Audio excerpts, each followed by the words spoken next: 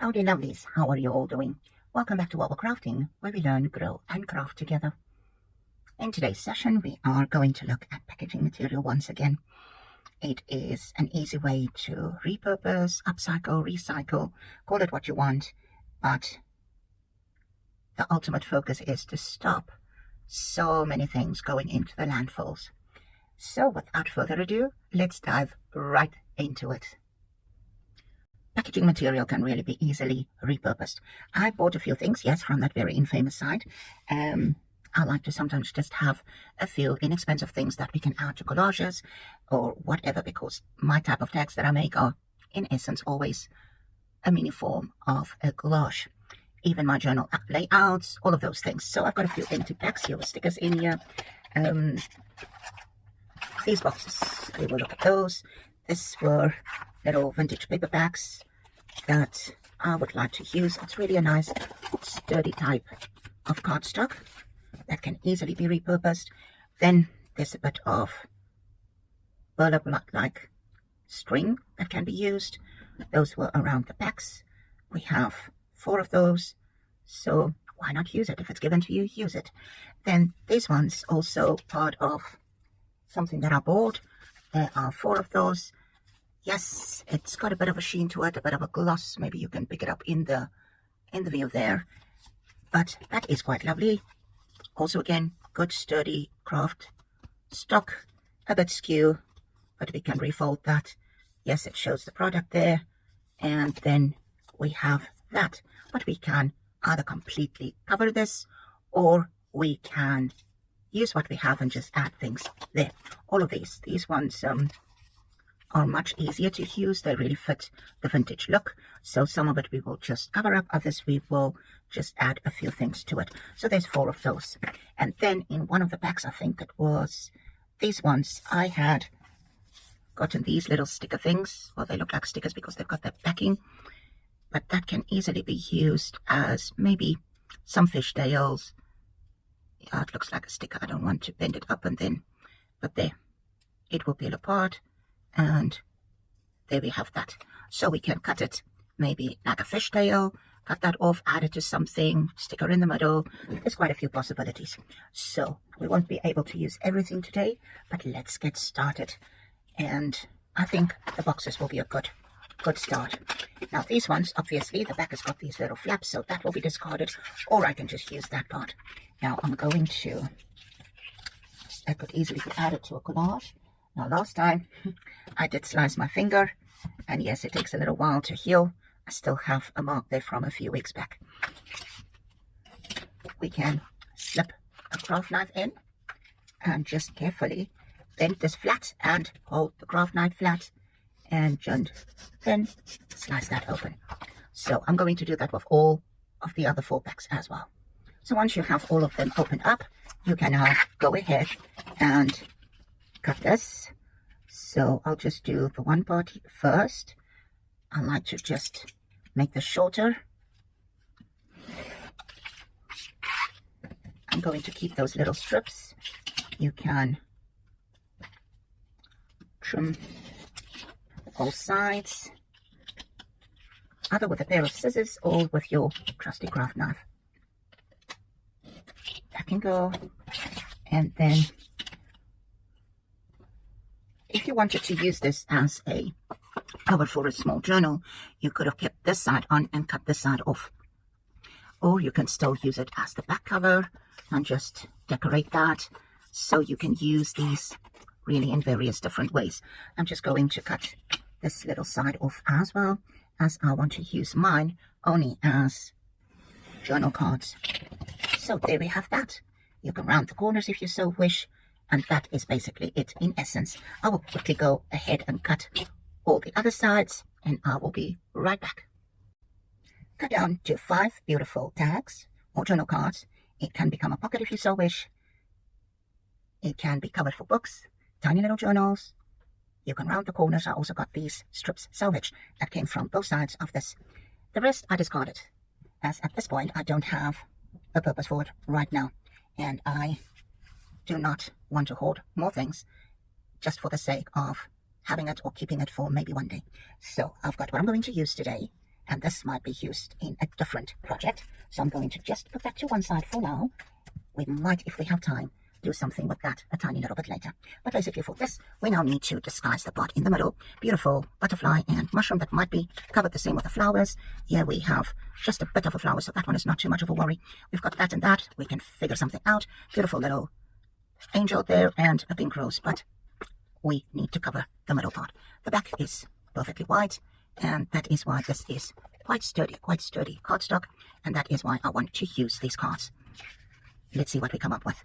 I want to start with that typical vintage, maybe that one too, and then we will have a look at that in a second. So obviously we need something to cover that, and it doesn't have to be an oval. Yes, you can maybe cut that out as a photo frame as well. It can be a vintage type like photo frame. It can be a specimen card. All of that are possibilities if you then go ahead and cut that out. So maybe we should do one like that and just use the others as journal cards. Let's see where this is taking us. At this very moment, I don't have a clear picture of where I want to go with this. It will happen in a minute or so. I've decided, I think, to use a bit of these papers that I've recently acquired. Let's see. We just need something small. I think that one will do. Now you can go with a bigger oval if you so wish. If you maybe had a die or a punch, you can use that. You can just do a collage of some sort, maybe a bit smaller. Torn paper could work because we've got like a finger width on both sides. This paper is just barely bigger than the original. Now I've made, see, these are the things I forget to film and show you. I made my own tear ruler. This is a plastic ruler. It's a shatterproof, but I promise you if I bend it too much, it will snap in the middle. And I simply took a pair of pliers and I broke pieces from the one side of it. Now when we use it, it's quite simple. I just want to more or less tear it from there, about a finger worth, maybe a little bit more. This will not tear. Let's turn it over because that way I've got a bigger grip. So if you find that your tearing rulers are not working the way you want, just hold it firmly in place where you're tearing it and then tear from the other side. You can see that part torn there because I did not hold it. So it's easier that way than to try and tear from the shorter side. Done about there, more or less. And a quick grip should work. That can be either thrown away or added in the bin for other collages. So this one I also want to just grip at the bottom. Should go quick. Just hold it in place and rip it. Next one we want about, if the ripping part is not for you, it's fine, it's okay, you can cut it. It's not an issue. I was just measuring where I want this to be torn. Just place that over, rip, and there you have that. We will add this with glue stick. I like 3M Scotch. You use whatever you prefer. I'm not here to promote products. I just show you, as a beginner, how easy it is to get into journaling. So I'll show you what I use. Now there we have that already. Now you're going to ask me, what about the little sheen that's there? You can, if you want to, run a little emery board over this, just to get that sheen off. And that you could have done easily before even gluing down the stuff. So a simple emery board, just run it across. Normally helps.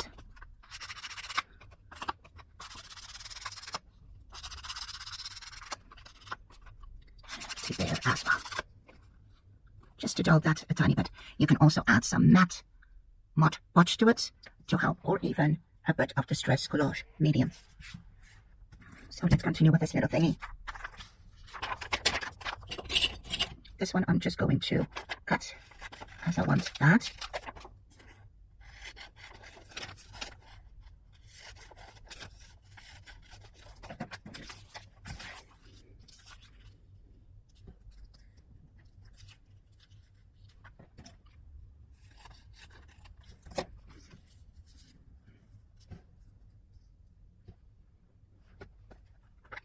Some ink just to get these edges inked a bit. Just a slight color change, barely noticeable, but it does make a big difference. I just think it enhances the vintage look. You can go a bit darker if you so wish. Could have been walnut stain or even ground espresso too, or if you wanted to, something like antique linen, maybe an oxide. I've seen people also dip it in and just run it across. That's another quick way, but you're not sure of the end result because you don't know how your paper is going to bend. See, I've got a little smear there. That in itself doesn't bother. There we go. Just need something else here. I think that can work. So let's do that. This is quite flimsy. This paper is really, really thin.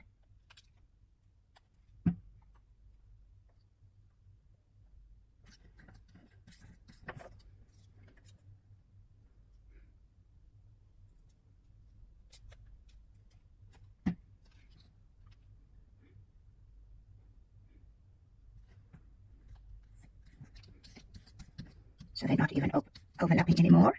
But there we have that one. We just need a bit of stamping, I would think. Let's quickly, I have to close this thing. It might just prove to be disastrous again. Let's see, what do we have here?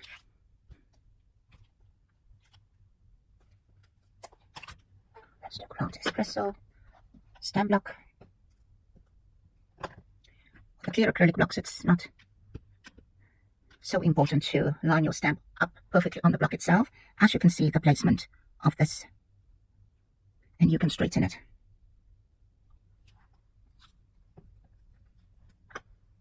Just a baby wipe.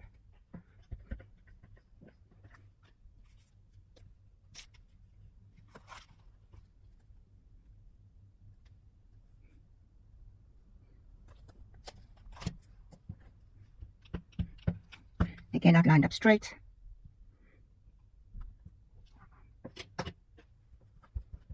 But you can line it up as you stamp it.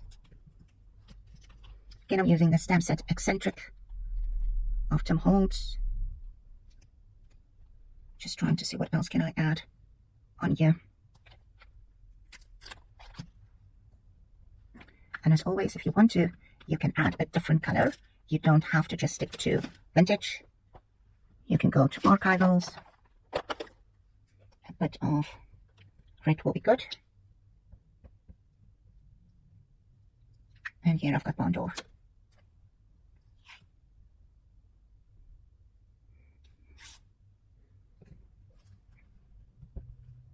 I sometimes clean my stamps before I put it back into the selection. Let's see, let's stick with Barn Door and do another stamp in red.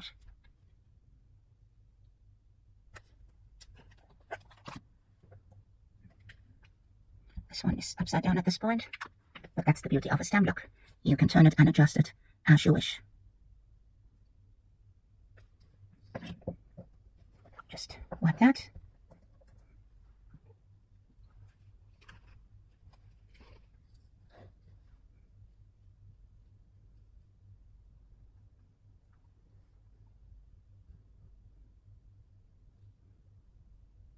I think I will just add maybe a postage stamp and maybe one of those salvage stickers I showed you some time ago. Let's see what we have here.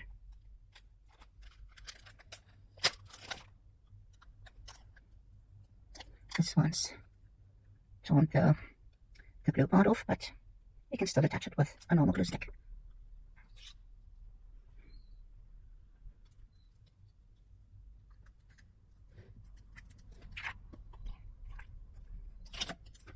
Just going to snip that other part off, and we can maybe just leave it as such and directly add this one here. Maybe at the bottom. Let's add that one there.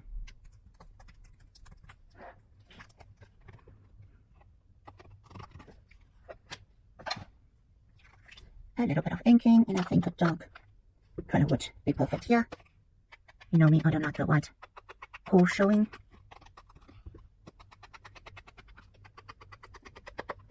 And the last little bit there. That looks well rounded off.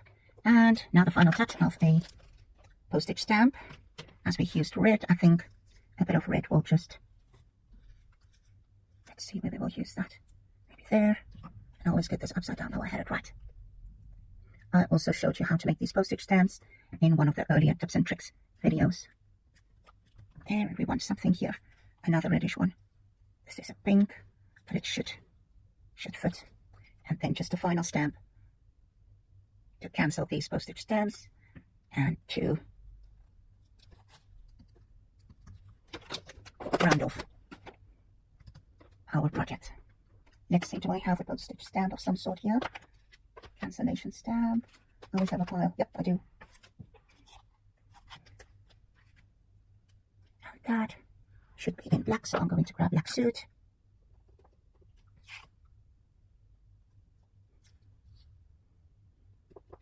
You don't always have to use the full stamp. You can use parts of it, just to give a little bit. This is from the correspondence set, and I'm going to use maybe one more. That one just fell out. We'll just get it in a second. There. I didn't clean that. Except my fingers are inked. Maybe airmail. That should be a good one. Stamp block again.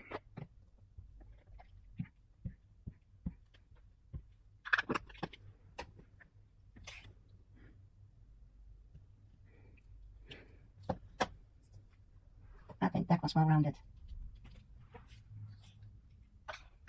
This is already quite a longer video, but let's see if we can quickly change this one too. Might not do the others, but this will be perfect. So for this one, I want to try to do something else. Going to quickly just punch out a strip of paper. Little circle. Yes, we need another one. Could be a tiny collage as well. But for this one, different elements. Let's see, what other punch do I have close by? Got a little tag, so maybe try and just snip this shorter, just so that I can get in there with a punch. I showed you I like to turn my punches over so that I can see where I punch. That can be used for a collage.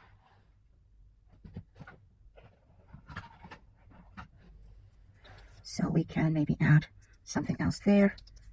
Some of this paper. Let's see. Already have some of this. I need to just see where this is going to fit a bit there. So easily camouflaged. And I want to show you that it can be as simple. Now, if you don't have one of these scalloped edge punches, you can simply cut out a circle, you can cut out an oval, you can completely cover this. You don't have to keep it, but it's lovely. I like that. So decided to incorporate that in the collage. So this one about up to there.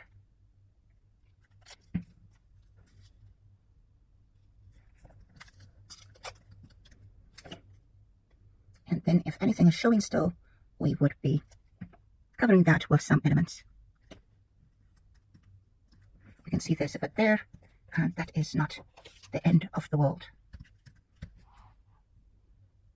I love postage stamps, so I will be including some there. Already we added that little half a sticker at the bottom. There's a bit of pink in here, so maybe some pink. There's a purple, and this is a true vintage. It is a proper cancelled stamp. I can't really see where it's from, but it's quite gorgeous. So I think that can go there, and it's already looking amazing. So I'm going to add that one.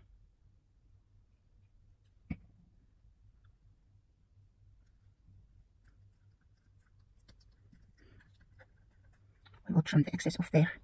I need something else up there. I don't want such a bright purple. It will be just too much. I need to actually sort this out into colors so that it's easier to find things. There's one that I can add.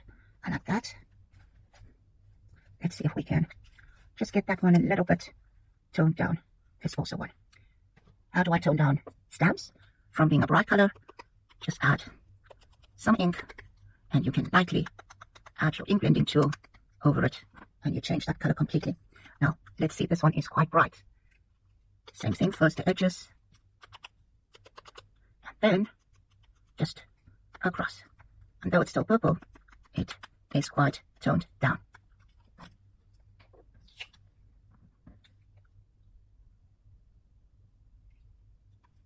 So a true postage stamp and 3 faux postage stamps.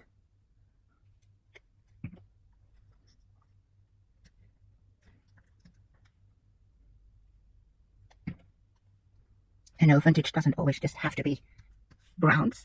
You can add green, yellow, red, blue. You can do grays, oranges, purple, teal, whatever color you want. But we can't keep it as bright as it normally would be. Just tone it down a tiny little bit. So I think a little stamping here and there will be good. And this time, oh, where's my purple?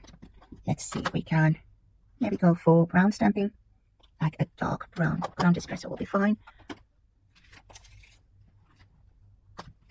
Going through here to see what's there. I don't always know what I want to use. Okay, let's stick with what we have here. And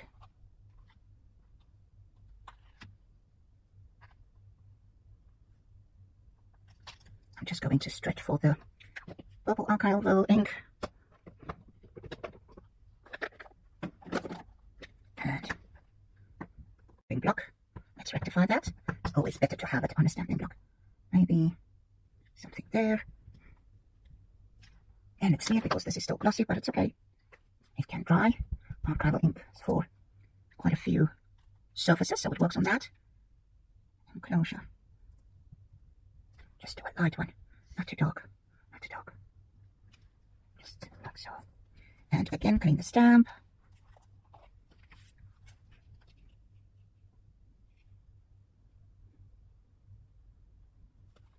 Let's do registered. And I don't want this in purple. Black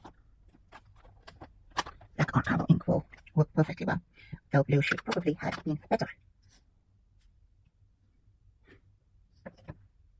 And now just to cancel these stamps.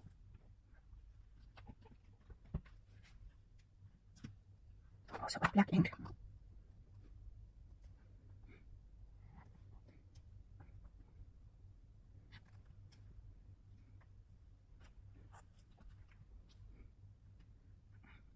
Stamp block for tiny stamps are really preferable.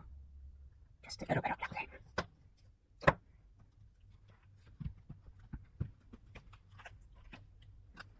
And a bit of ink to hide those white edges. I don't like the white core of cardstock.